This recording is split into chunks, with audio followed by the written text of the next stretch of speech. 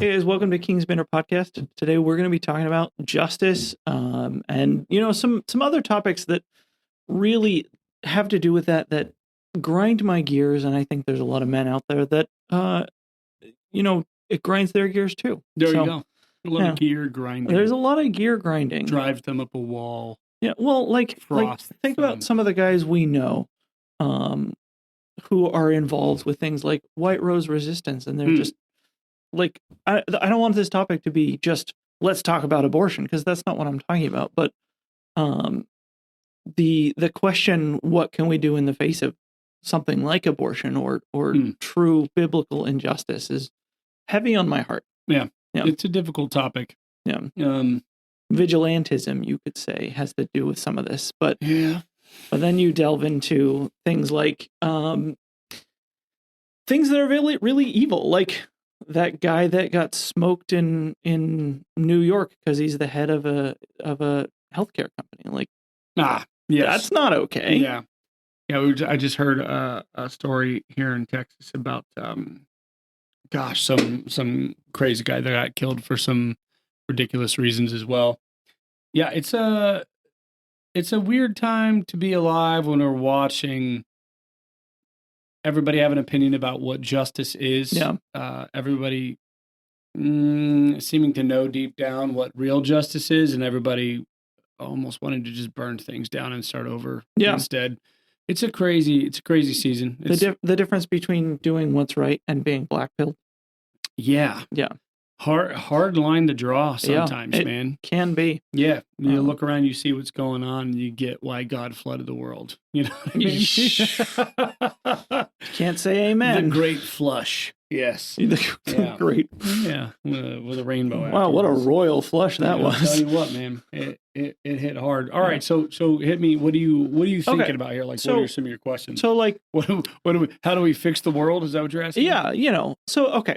Let's start with this. Yeah. I read a post just the other day, like 2 days ago, about a father who got his 11-year-old daughter's phone, pretended to be her, lured her rapist to their house, and shot him. Like, is that wrong? It's an interesting question. All right. I think everybody deep down knows actually there's something sort of correct about that. Yeah. But he's going to more than likely go to prison. Probably. Yeah. There are probably good reasons to go to prison. There are definitely good reasons to go to prison. Yeah. I think if we're asking the question biblically, there's a couple of things that need to be said about it in the first place. One, when you see justice breaking down in a lot of different places, and when we're seeing people convicted for, using the N-word, and then people stabbing people on trains, and getting off scot-free. Yeah, it's crazy. And I think people begin to say, okay, I'm just going to take things into my own hands then if nobody's going to do anything about this. And that actually doesn't solve the problem. That kind of adds to the chaos. Now, I would say this, there's always a biblical right to defend yourself and your family. And regardless of whether a government says you're allowed to defend your family or not, you're allowed to defend yourself and your family. So just that's for free. In this particular circumstance, what you're talking about, I would say it's probably wrong in that we should not be the ones who are taking justice into our own hands unless that person is going out of their way to do something. So if that guy comes over to the house under his own volition, trying to do something shady, that's one thing. You intentionally going out of your way to lure somebody into a trap and then destroy them is kind of jacked up. The reason I say this is for the same reason that, I think police vehicles, being placed undercover and then setting speed traps for people is a little bit jacked up. If you got to hide from somebody to protect and serve them, it feels a little shady to me. Yeah. You know what I mean? At that point, the police work you're talking about isn't protect and serve. It's end of the month quotas. Exploit the masses. Yeah. Look, here's what I would say. God has given the government the sword to enact justice. All right. So Romans 13, Every person is to be in subjection to the governing authorities, for there is no authority except from God, and those which exist are established by God. Therefore, whoever resists authority has opposed the ordinances of God, and they who have opposed will receive condemnation upon themselves. For rulers are not a cause of fear for good behavior, but for evil. Do you want to have no fear of authority? Do what is good, and you will have praise from the same, for it is a minister of God to you for good. But if you do what is evil, be afraid, for it does not bear the sword for nothing, for it is a minister of God and an avenger who brings wrath on the one who practices evil. Okay, he says then, therefore it is necessary to be in subjection, not only because of the wrath, but also for conscience sake. Here's what I would say. Now let me read the next part too. For because of this, you also pay taxes, for rulers are servants of God, devoting themselves to this very thing. Render to all what is due them, tax to whom tax is due, custom to whom custom, fear to whom fear, honor to whom honor. Okay, that's probably good to start with. Yeah. The government's job is to wield the sword. When I say government, I mean the state. We've done a couple of podcasts on Kuyperian sphere sovereignty and the idea that there are different realms of authority. Yep. Given by God to different places in life, and they're not supposed to try to take up authority that belongs to a different area. Yeah. So when somebody takes justice into their own hand in an offensive manner rather than in a defensive manner, that's problematic. Then you're walking into vigilantism, which I think the Bible actually condemns and says is not a good thing. This particular circumstance sounds like he was catfishing a pedo, and there's kind of a maybe there's some gray area a little bit, but I think luring a criminal in by pretending to be something you're not. I don't know. It's a little weird. I mean, but if the police do it, then it's considered good police work. I agree that that's also wicked for the same reason that I think flock cameras are wicked. You know what I mean? Like, I think there's So I've heard these flock camera things a lot recently. I have not followed. What's going on? So there are cameras being placed all across the United States with the original stated intent of the cameras to basically follow up on traffic stuff. And it has been used for tons of other reasons. Ultimately, it is a giant surveillance thing going on. Yeah. Where people are setting up cameras in all kinds of different places and using them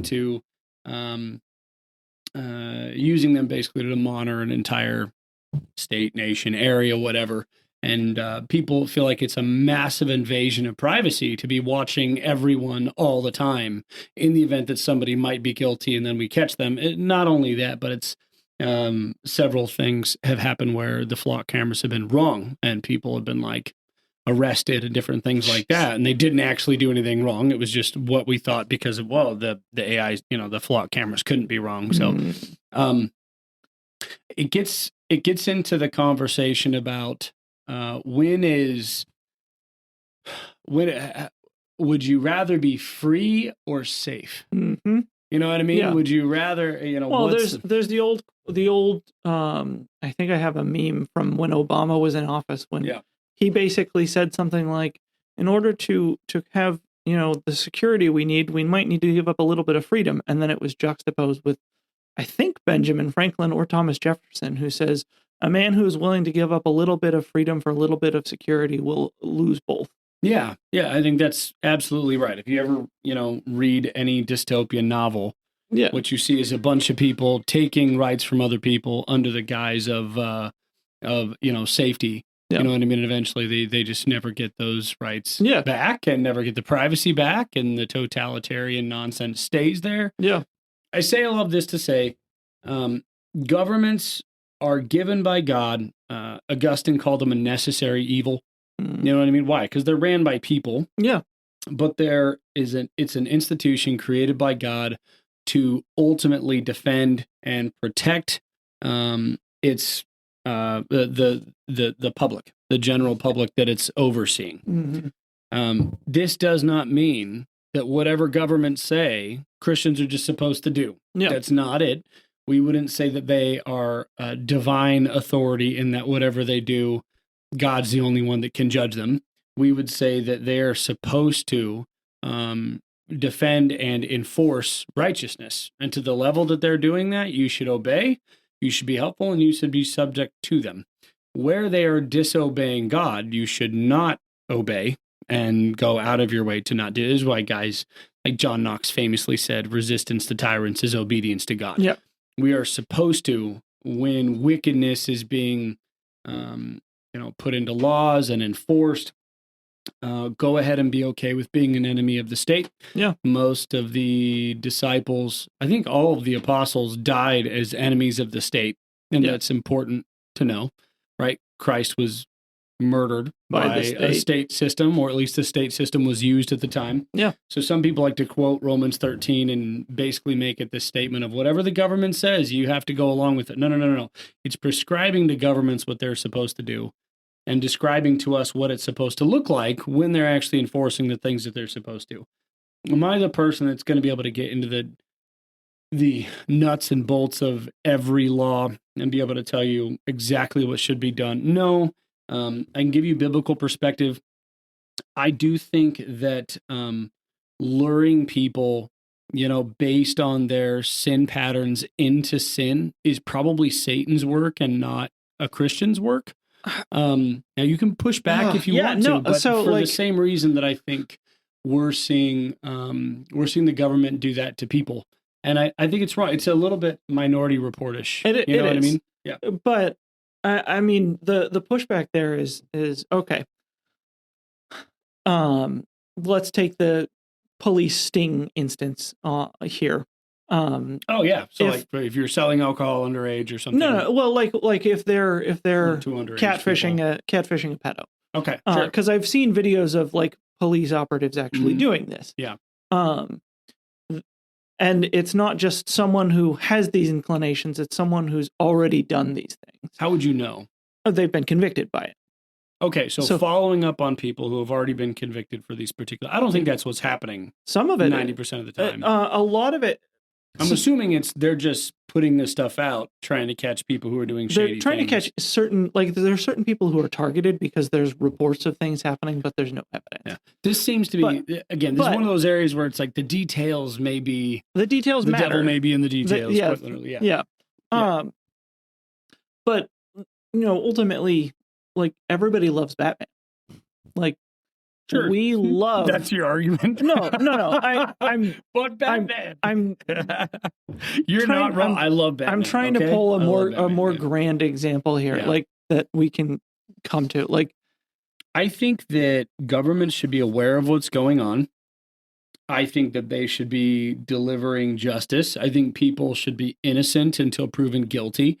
And I think that it is not the job of the government to set up unnecessary temptation to try to bring things out of people that we will then convict them for. I actually just think that's wrong. I get that people feel like, yeah, but you're getting these guys off the streets. I'm like, right, you're also creating the crime. You know what I mean? And a lot of times, even some of these sting operations, it's like the government goes in and will set something up to create a job to get people to join this particular job, and then can the people who jumped onto the job that the government started in the first place. You're creating the very and then your argument then becomes, yeah, but they probably would have done it when another bad guy came along. And it's like, one, you don't actually know that is the case. Yeah. Two, but at this point, you are the reason for the problem. And then you are punishing them for the thing that you set up in the first place. Yeah. If you raised your kids this way, you know what I mean? Yeah. Something could be very wrong. I get what you're saying. I think it's more to the case of when it's targeting someone and catching someone who's already known to have done something. Like the example of the father who entrapped his daughter's rapist. It wasn't someone who was coming after her. It was someone who had already raped her. Okay. Like, what's the story? Like he took her phone, pretended to be her, lured him over. And the guy that we're talking about right now. That wasn't police action. That was an individual. Okay. So girl's been raped. Yeah. There isn't justice. Yeah. And so I guess the question here is, all right, but what happens when the government abdicates the sword? And look, let me go here with you too. Like in in biblical law, if something shady like that happened, they take the person out of town and they stone them. Yeah. And the first people to throw the stones were the family members involved. Like they were involved in the justice that happened. Yeah. So I'm not saying that shouldn't be the case. I think that very much should be the case. I think that in the area of defending your family, that's a good thing within reason. I think if you can get the state involved, you should get the state involved. I think if the police are not doing a great job, I think I would take every other action I possibly could rather than catfishing somebody and taking justice into my own hands. I just think I would. Now, if somebody rapes my daughter, I think I'm going to go to absolute war to try to get the state to do what it's supposed to do. And if justice is deferred in that instance, I don't know that that then makes me the person who gets to dish out justice. In the moment, getting to defend and protect, that's one thing. Yeah. After it's already done, this is a judicial problem now that needs to be taken care of. And I don't know that anybody, if they feel the state has done a poor job, then just gets to go out and take justice into their own hands. It's not a biblical solution. It's not a solution really at all. I think it's a recipe for the Wild West and for chaos. And I know something in us as men wants to be like the guy that takes justice into his own hands and goes and does something. There's something about that, especially the black-pilled side of us, that is like, I'm on board. That's what I want to do. But I think that's why God entrusted governments with this responsibility. Because if everybody does, things go south in a hurry. And there is no real standard of justice at that moment. It's, I am the judge, jury, and executioner. Yeah. And I'm going to put this forward. I think the vigilantism that we've primarily seen in the last, I don't know, let's say 10 years especially, has been from the left. Mm-hmm. It's been a group of people who decide this person is wrong and somebody needs to do something about it. Growing violence on the left is just, it's like a real problem. Yeah. And I think the right call a lot of that vigilantism, because the idea with vigilantism is it's seeking justice outside of law. The left is taking justice into its own hands with its own definition of justice. Like a lot of these instances where the left is committing this violence, it's not against someone who's done something unjust. It's for somebody who, in your opinion, well, but like, you see what I'm saying? I see what you're saying, but I think there is.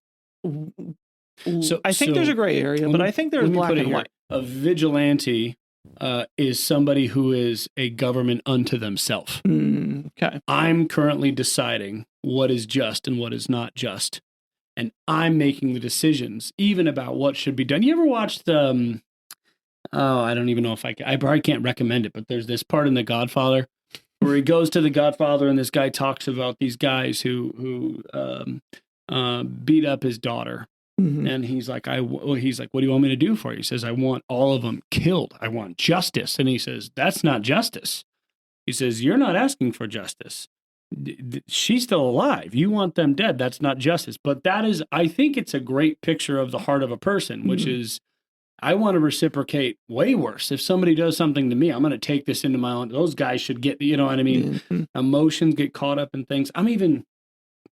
I got to teach on Judges chapter 21 this week. Yep. And you have this horrible story in Judges chapter 20 where this concubine gets murdered and raped, and the entire people of Benjamin did this horrible thing. So the people of Israel then come in, and they basically wipe Benjamin off the map. Yeah. Like 600 people left is all they have left. Immediately afterwards, they're like, we just destroyed our own family. We just wiped our own people off the map. And they go through this process of trying to put a Band-Aid on just a fatal wound, you know? And I think there's a picture in there of what happens when people try to take justice into their own hands. There's a lot of malice and anger and pride mixed up in what's going on. And it's no longer justice, it's vengeance, right? Justice, God tells us to uphold. Vengeance actually belongs to him. Vengeance is mine, says the Lord, I will repay, right? Mm-hmm. That's a different thing. I think the reformers over the last, 1,000 years, but especially the last, 500-600 years, something, try to work through a lot of these things because Christians have historically found themselves in a lot of really crappy situations. Mm-hmm. What you don't read in the Bible is all of the disciples taking up swords, rallying all the Christians that got saved and going to war against Rome. That's true. Even when they were being murdered and put to death, they were not putting troops together, mounting 50 cows. You know what I mean? That wasn't, I do think there's a reality where we can get to some of that, but at its very basis, our goal should first be rebellion to wickedness in our obedience to God and continuing what he has called us to do in sharing the gospel, loving people, doing the things that Christ has called us to do, and suffering the way Christ suffered. In fact, this is the statement throughout history is, this kind of the blood of the martyrs is the seed of the church. Wherever Christians are killed, it seems that the gospel continues to go forth and grow, and God uses these things. Even in the garden, right? You see Peter cut the guy's ear off, and Jesus is like, "No, man, put the sword away." Puts his ear back on. There's something in there that is important. Here's the other thing that I would say. Where you can resist evil and wickedness, you should, but you should do it by supporting a godly government system or a godly magistrate that has been ordained by God. All right. So when you had all these wars going on with Protestants and Catholics and all these different things, the reformers developed something called the doctrine of the lesser magistrate. This was used by Theodore Beza a lot. John Knox, some of this. Yeah, books like Vindicii contra Tyrannos, which is trying to put this forth. Lex Rex, the law and the king. These mentalities of like, right, but what do we do when you're under oppression and we have an entire system where we have let's say a Christian ethic, and then suddenly it's just being overrun with this or that. What do you actually do? And their idea is, okay, so if God instituted government to uphold justice, and let's say at the highest levels, it's begun to be corrupt, the thing that you should do as a Christian is find a lesser magistrate who will defend you from the wickedness that is coming down from above and uphold the standard that God has for us here. Okay. So if you find yourself in a situation where things are shady and things are going wrong, the goal would be, well, let's find a lesser magistrate. Let's rally people to that person, and let's function within this capacity here under the defense of what is righteous. And then we'll go to war with that, along with that lesser magistrate against whatever tyrannical nonsense is there. But this keeps people from becoming a government unto themselves, electing themselves as the new supreme leader. You know what I mean? The second something goes south, if the doctrine of the lesser magistrate was this idea that somebody can just, and now I am declaring myself, governor of whatever, area this is, and I rally people to me, and we're going to war again. That's not how it works. It had to be somebody who was already at least established in authority, and the goal was to rally people to that area and help pour into, encourage, and help establish what was going on in that area and the justice that was being developed in that area so that they would be able to defend from that place and, when given the opportunity, if given the opportunity, even push back against the wickedness that was higher up. Okay. So the state system, I think, is supposed to simulate this at some level, right? I think so. I guess, what does this look like in our modern world that has become so small because technology and travel has become so easy? Like, how in this country, where, which I want to dig into the revolution. We're in Tyler, Texas right now, right? Yeah. Would you say it is easier to be a Christian here in some ways, let's say in external expressions, than it is in Denver? Oh, certainly. Right. There are different candidates on the ballot here. There's a different level of adhering and fighting for, let's say, a biblical sense of justice here, rather than what we would be dealing with in Colorado. Mm-hmm. It would, I think, behoove Christians to do a better job of going to places like Tyler, like these places in Texas, and become a bulwark of Christians who are electing good, godly officials in a particular area and pushing out the nonsense where it's happening.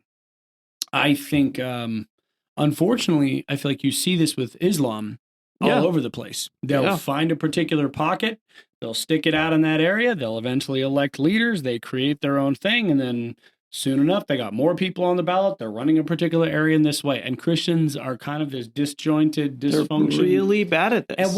And some of our strategy for Christendom, God help us, I'm just going to go here, has been throw a pebble into the dark, save some because it's all going to hell in the next 2 years. I think that is a terrible strategy. Yeah, it's not a strategy. God has called us. Yeah, it's not a strategy. It is a plan to destroy your own future. Yeah. It is selling everything that you have and punting on your family. Yeah. I think what Christians should be doing is finding solid areas that are not totally lost to the darkness, rallying around those lesser magistrates, bolstering those areas in business and population and all the ways that we can be a blessing in those areas and a part of that community, electing officials who have been called to participate in those areas, and then be a part of resisting the darkness from a larger beachhead of Christians who are established in a particular area fighting for a way of life. Yeah. That to me is how it should work. And then you do ministry from that place where it's not one small patch of light being thrown into another small patch of light. It's no, we've established a large bulwark of solid, Christendom in this particular area, and we're pushing back the dark from a front line that's actually very well established rather than just throwing pebbles into the lake, which is, I think, sometimes how we're trying to build a bridge. You know what I mean? So I think the doctrine of the lesser magistrate affirms that government is given by God to wield the sword, to defend God's righteousness and what he's called people to do. The government, there was this idea of something that was called the divine right of kings, which basically meant that whatever the king does is from God, because God put, and the only person that's going to be able to call him out is God himself, because God put him there. This is a wicked way to look at scripture. What we know is that the king doesn't decide what righteousness is. The king is not a decider of these things. He's a steward of these things. This is what he's supposed to uphold. This is what a state is supposed to take care of and defend against. And where they are aberrant in their thinking with regard to justice and righteousness, we are supposed to be disobedient or obedient. But our goal is not to be intentionally a pain in the butt. Our goal should be, let's establish really good, godly areas, work from those places, and find people who will stand and fight for justice, even if in the larger area we're not seeing those things happen. You see some of this, for the record, in the Bible. Like you see the this kind of civil disobedience, or righteous disobedience, if you want to call it that way. The in Exodus, you have the murdering of the Hebrew boys.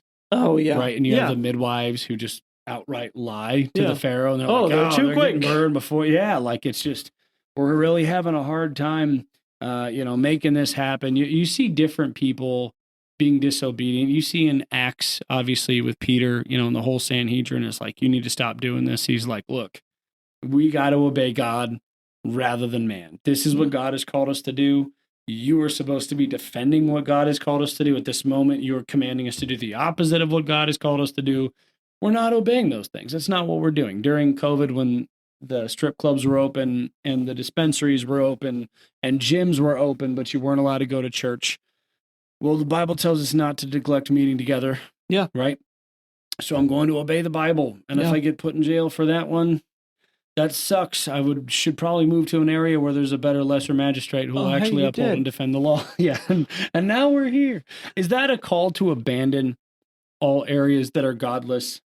No, I think some people are specifically called to different areas.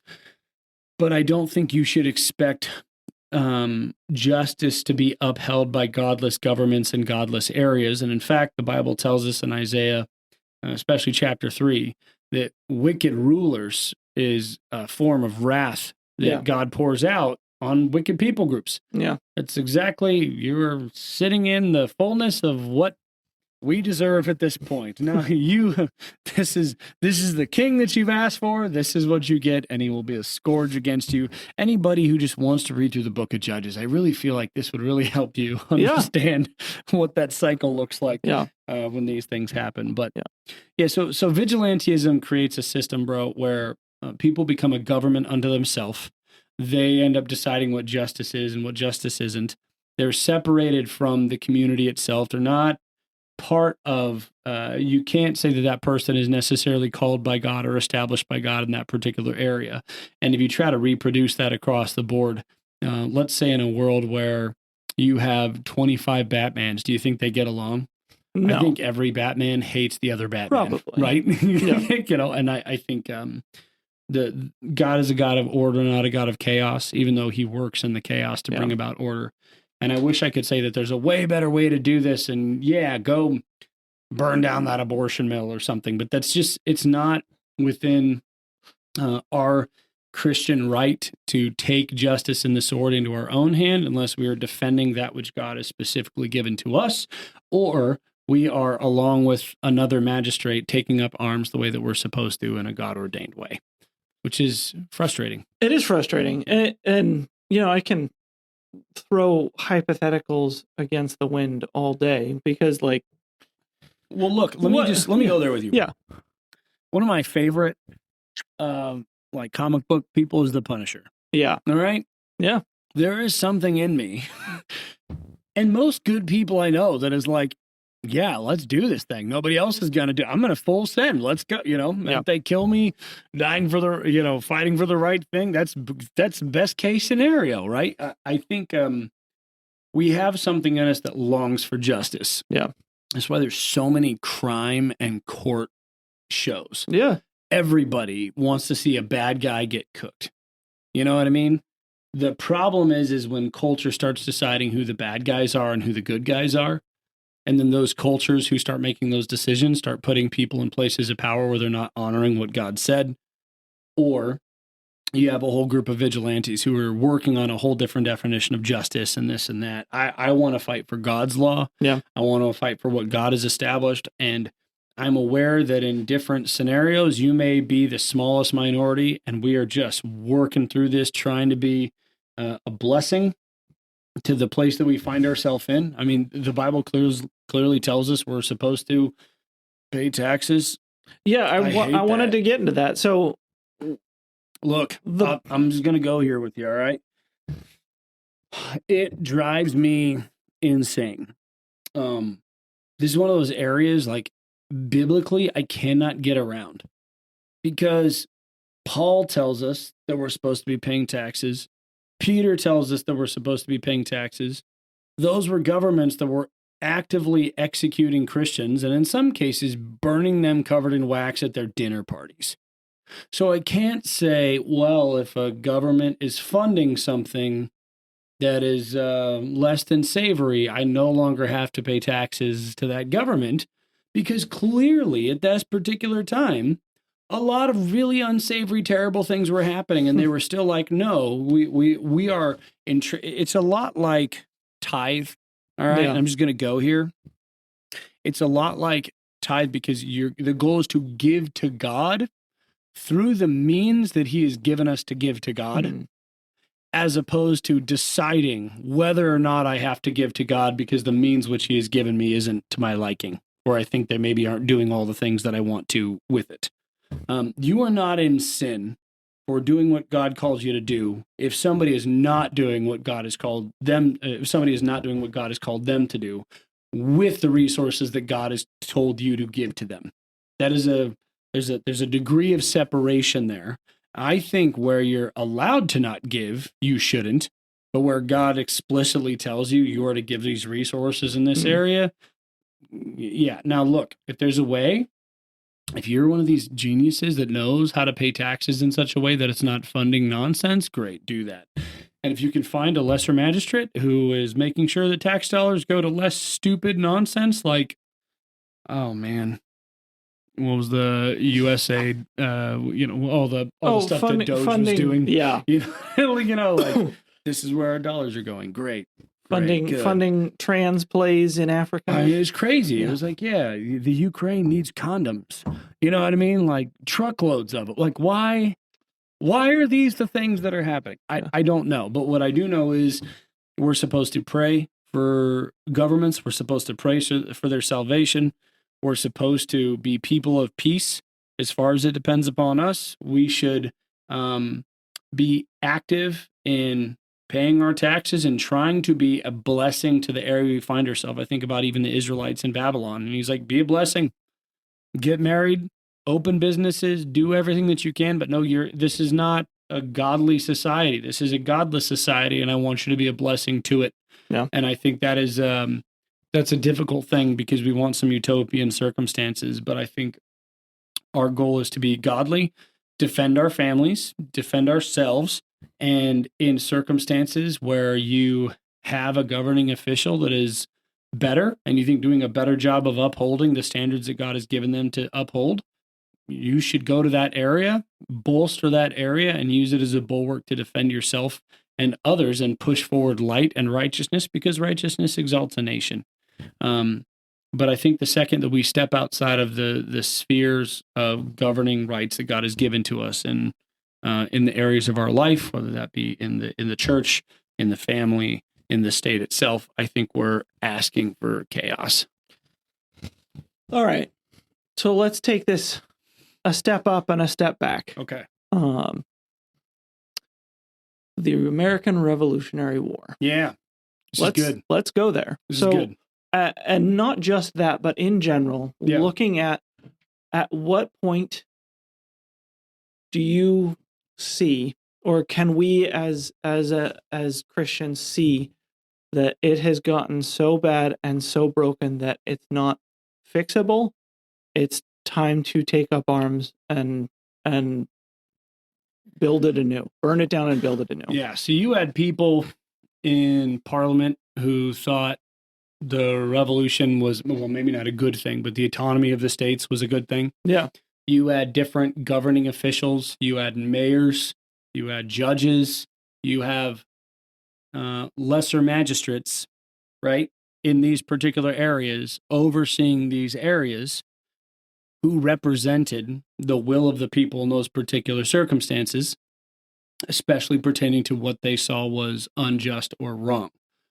State officials in those particular areas have the right to resist what they perceive to be tyranny and injustice.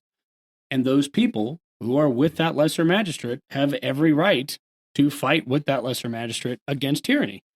I don't see it as a bad thing, a wrong thing. I think they were defending themselves from nonsense and did things the right way. There were governing officials who represented their rights, and I think the justice that they were trying to walk out according to God's word, and they went and did that. So what does that look like in today? Have we just not gotten even close to that? It's a great question. Like, I think people talk about, Texas seceding from the Union, you know what I mean? Yeah. People talk about California wanting to be its own thing. But even the people we've picked as our lesser magistrates who are like the good guys they will throw those suggestions out wholesale because there's just this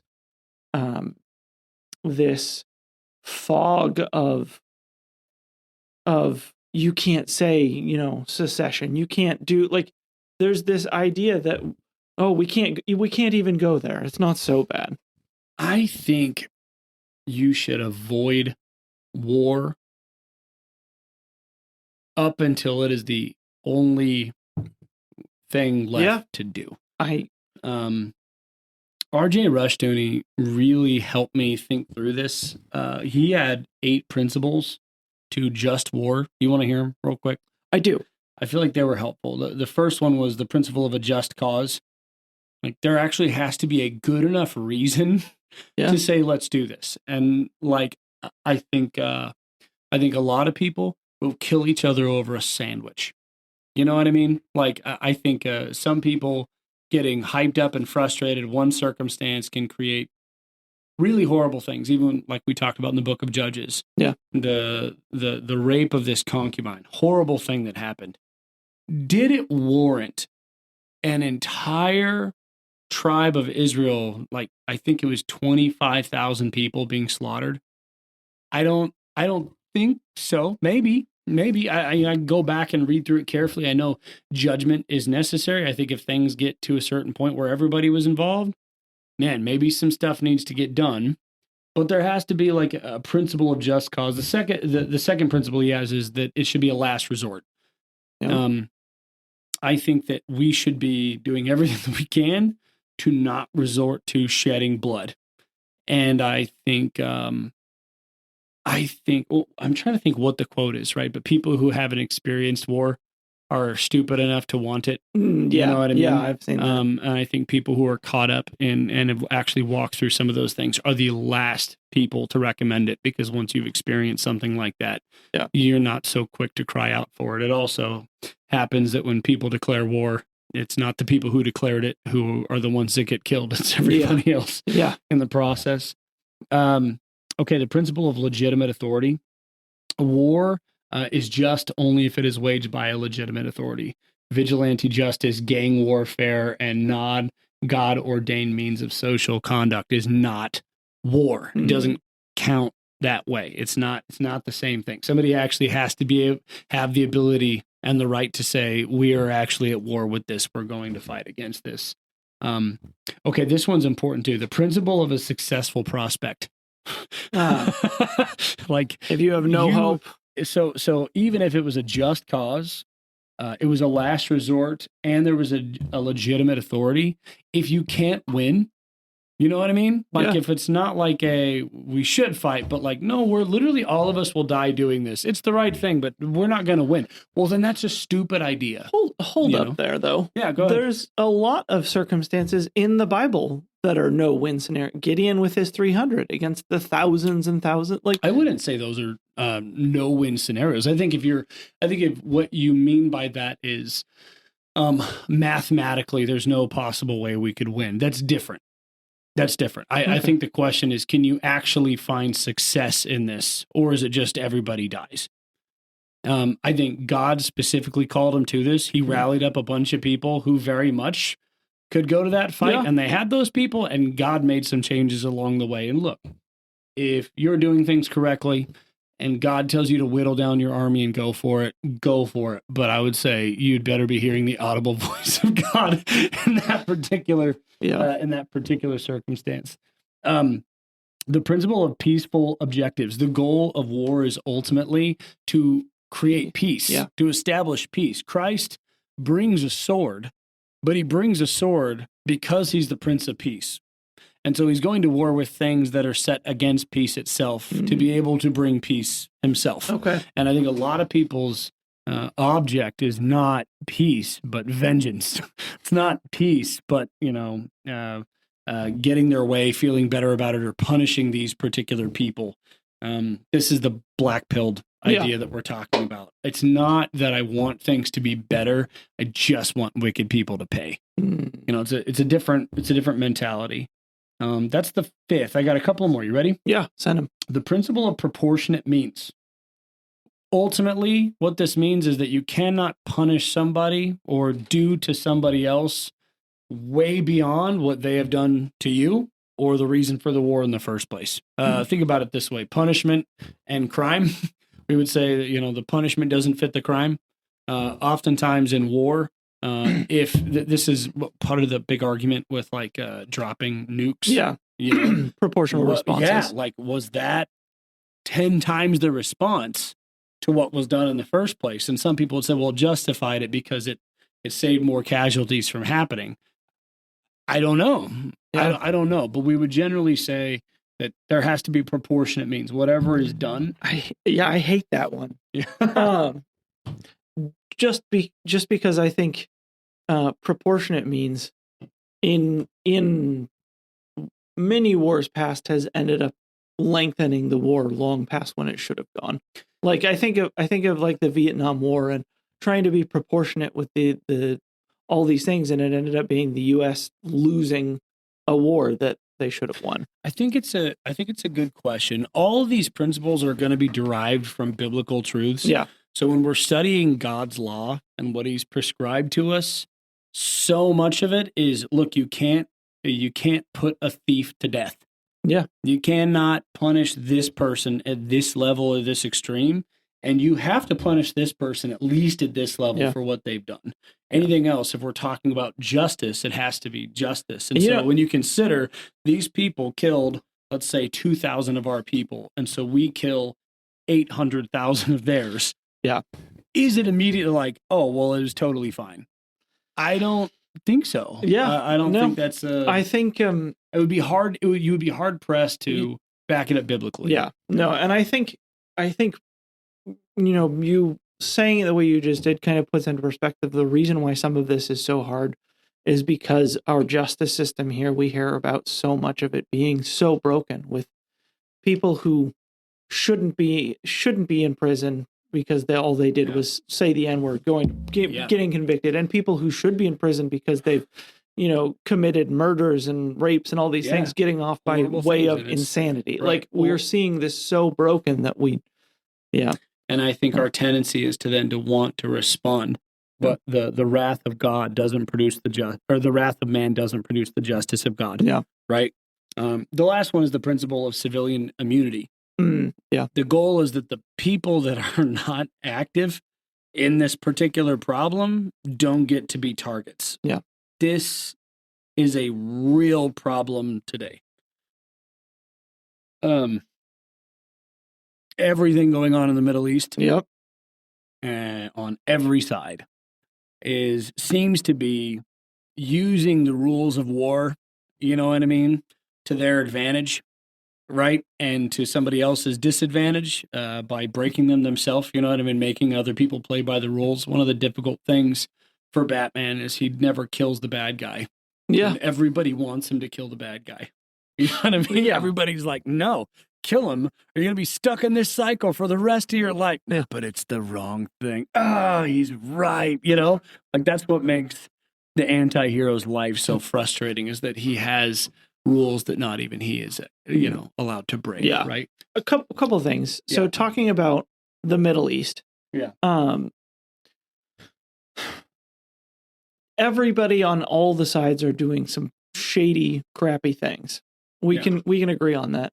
Is it talking about the civilian casualties thing? I would say let's look at Israel and Hamas, and I would say that one side is very clearly targeting civilians, and one side more than the other is there's only unintentional collateral damage most of the time. Because like you hear stories of Israel saying, hey, we're trying to hit this particular target. Mm-hmm. So they blare on loudspeakers, get out of this area because we're targeting it. Man, like where does this go to? I gotta be careful here because I think anytime somebody does something right, it'll make the news. You know what I mean? And it'll be, oh, they do it the right. I think it's messy. I think people are doing a lot of shady stuff. You remember the scene in The Patriot? You know what I mean? Where it's like, don't shoot them. These men were about to surrender. You know what I mean? It's like, we will never know. In the heat of what's going on. Yeah, no, we will never know. Yeah. I think that tends to be the mentality. And again, this is why the idea is, man, if you can do anything other than war, do that. Yeah. Right? I was trying to think who said it, right? It's politics is war by other means. You know what I mean? It kind of is. Yeah, the reality of what's going on. You could also say war is politics by other means. You know what I mean? But I think that the reminder here is the same, that when you get caught up in these things that happen, there needs to be somebody who's been called by God specifically to wield the sword, who's going to objectively say, this is the lines we will cross or hold, right? These are the lines that we will not cross. This is what we're going to do. And we believe that God is on the side of the people who are actually going to do the things that they're supposed to do, and will honor them over and above the people who are willing to break every rule. How do I know this? Because we call the people that break all the rules wicked and evil, and we call the people that uphold the rules godly and righteous. Yeah. And if righteousness is what exalts a nation, then that's what we should be shooting for, and that's how we know the lines between evil and good in these areas. And what's so hard today, even on a smaller level, is when you see good people get so fed up with how broken things are that they begin to start fighting like broken people, and abandon their own way of doing things in the process. And I think it's an incredibly difficult thing, because we want instant fixes to things that are not instant fixes. We want to fix 100 years of drift, you know what I mean, in 4 years. Yeah. And it's like, that's not going to happen. That's part of what's so sad about the end of the book of Judges, man, is like there's 3 big things that they didn't do. Going into the story in the book of Judges, they got vision for what they got to accomplish, great leadership, seen miracles, got momentum. Let's go get it done. Joshua gives them the get in there, get this stuff done. 3 things happen right away. They don't do what Joshua told them to do, meaning they don't get all the wickedness out that they were supposed to. They don't teach their kids about what God had done or what he called them there to do. And they allowed a bunch of stuff to stay there and corrupt them and started worshiping other gods. And then by the end of the book, they're eating themselves alive. Yeah.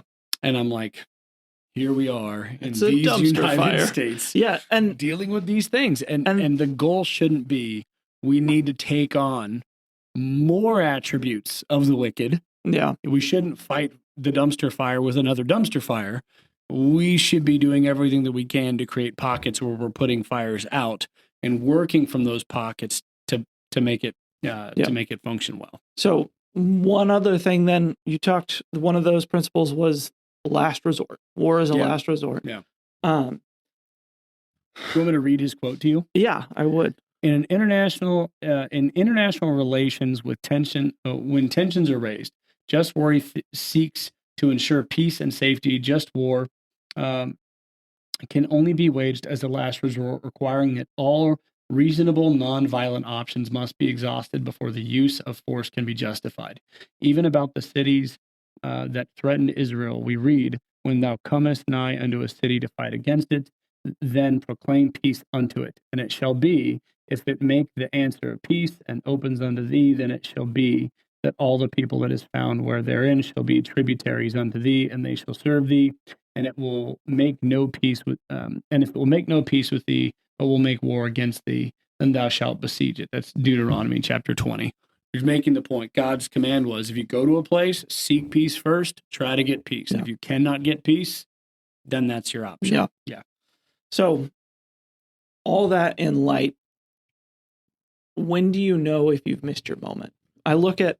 When do you know it's too late? Yeah, so I look at the United States, and I don't think it's too late. But I look at Britain, and it might be for them. What? Here's a good question. What moment? Like, maybe here's a good way to think about it. Are you saying, when is it too lost to corruption to see it change? Is that what you're saying? Kind of, yeah. Like, when is it too lost? I think, man, I think these things are full of people.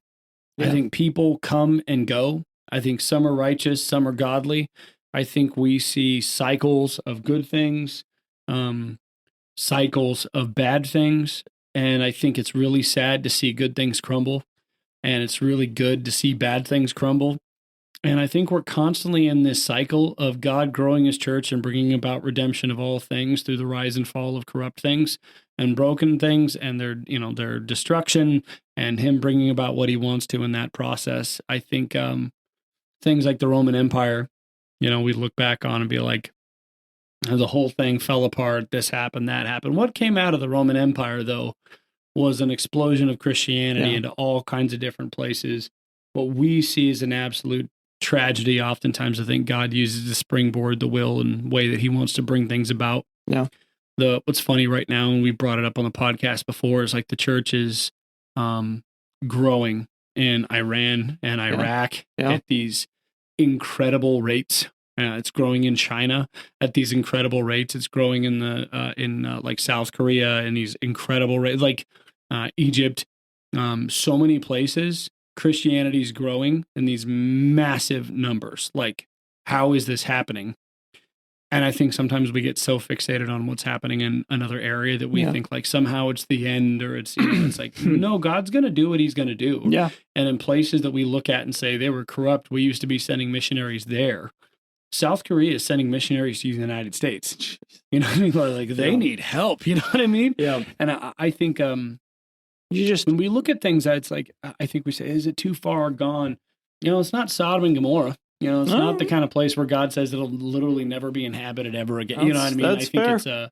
It just sucks when you're on the side where you're watching the good things crumble and not helping uproot the bad things. Paul never had that mentality. That's fair. I think everywhere he went, his goal was like, I'm going to build churches. Yeah. You could throw me in prison. You can do whatever you want. I'm going to bring the kingdom, and it's going to be awesome. I think what's hard is when you see the loss of what used to be, something more beautiful. He was like, I was born in this destruction. I mean, it's all uphill from here. For us, it's a little bit more sad seeing the downhill progression of good things. So fight for them. Yeah. And like I said, I do think there is a real strategy to Christians find solid places with better governing principles and more godly magistrates and go be in those places, build them up, establish them, put more people into office and good places to defend the good things that God has called us to defend. And the longer I think we see the invasion of darkness into light, you know what I mean? Yeah. rather than light being solidified in areas before it's invading darkness, I think we're going to continue to see handfuls instead of truckloads of transformation.